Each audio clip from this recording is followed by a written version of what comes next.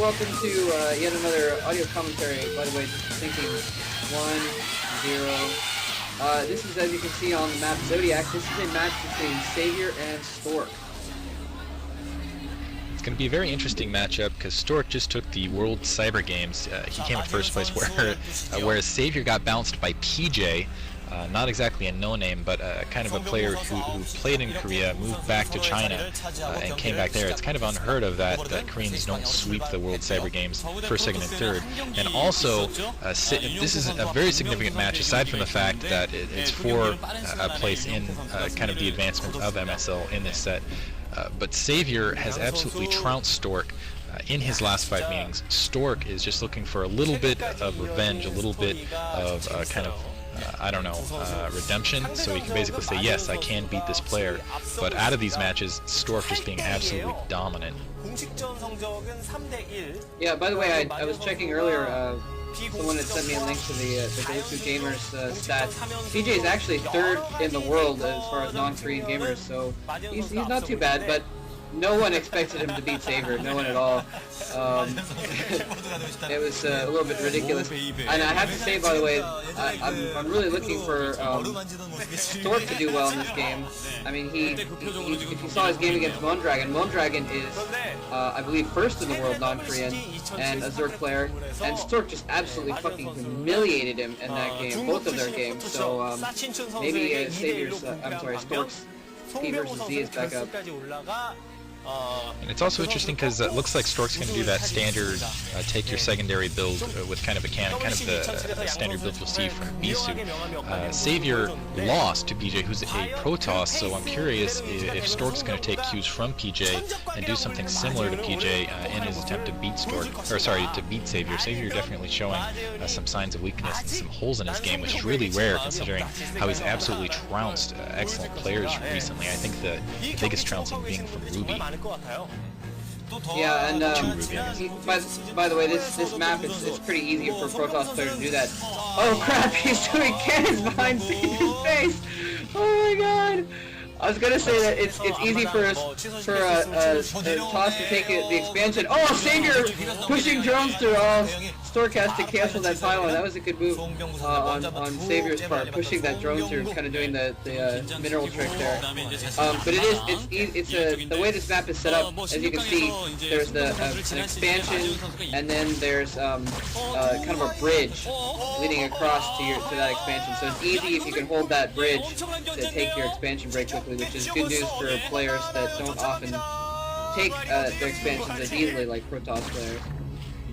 It's interesting, Stork is being extremely aggressive in this game, bringing up both those probes, just chasing down that drone that was severely injured. It's kind of a smart maneuver on his part, since he's going with that early expansion, just trying to delay one scout for Savior, making sure Savior doesn't really see what he's up to with that early expansion, although my guess is that Savior suspects it at this point, and also just kind of delaying Savior's tech here and there.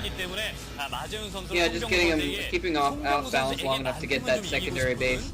Third hatchery going up for Savior. Looks like it was spotted by Stork. That could be problems for Savior. He's going to be, although it's going to be a while before Stork can really get anything out there to kind of harass it, but definitely vulnerable. If he's spread out a little thin, it's kind of hard to get access to that base. But really, if Stork is not going to fall behind, if he doesn't want to fall behind in this match, he needs to get some forces out there and at least put some harassment down on that hatchery out there. One of the things that we saw happen between Stork and Bisu, where Bisu won, where Bisu totally pwned in that first time round, was Savior rather was too spread out. He had his hatcheries in too many locations, and Bisu was able to just divide his forces and attack one place and then the next, and Savior was not able to move around very much. And so Savior is basically going to have to be aggressive from the get-go in this game, because he's taken that expansion, which is a little bit out there and a little bit more difficult to protect than his expansion base. He's basically not going to be able to rely on defense at all, because he's not going to be able to put up a line of Sunkens or anything like that if he needs to. with that expansion over there, kind of out in the open. Very early lair tech up for Savior. It looks like he started it. That first zealot going in to Savior's expansion. Now looks like he's producing some zerglings there. He's going to try to attack that egg, try to take it down. I take it back. That's a drone. Let's see if Savior's able to defend this. But in the meantime, lair tech going up. That's going to kind of put Stork in an awkward position because he kind of has to focus on that hatchery. Another hatchery going down for Savior. Proxy. I don't think that Stork is going to scout that out. He's too busy bothering with that hatchery right next to Savior's base. That's a brilliant maneuver. Yeah, that's, well, I don't know if I call it brilliant, because it is relatively easy to spot.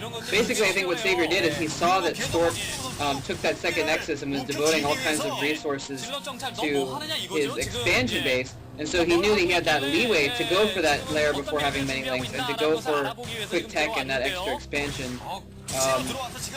Stork is getting some forces out now. We'll see if he does spot that other hatchery, but honestly I think he's probably going to. It's not really, it's on the route that his forces might run to get across to, and here he's running his Corsair over. He's got Corsairs pretty quick, but I don't think that Corsair saw the other hatchery. There's a little bit of spy hunting here. That was really smart on Savior's part. It looks like he took that Overlord, kind of pulled it out in that direction so that Corsair would go after it and not see that hatchery. It doesn't look like Savior has any anti-air up at the moment. He doesn't have any Hydralisks out. So he's going to have to rely on Mutalisks really quickly here. He didn't really know the Overlord was there, though. He was just kind of flying it towards his base.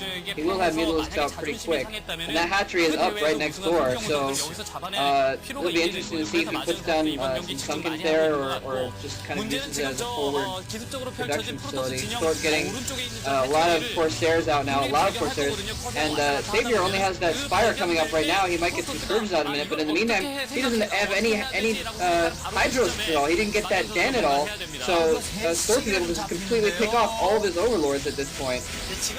He probably doesn't have much Psi at the moment. Now he's getting that Den finally. Yeah, we'll see if he gets that Den up, if that's going to help him out in time. It's definitely going to delay him in producing Overlords. My guess is with those 3 Overlords down, he's kind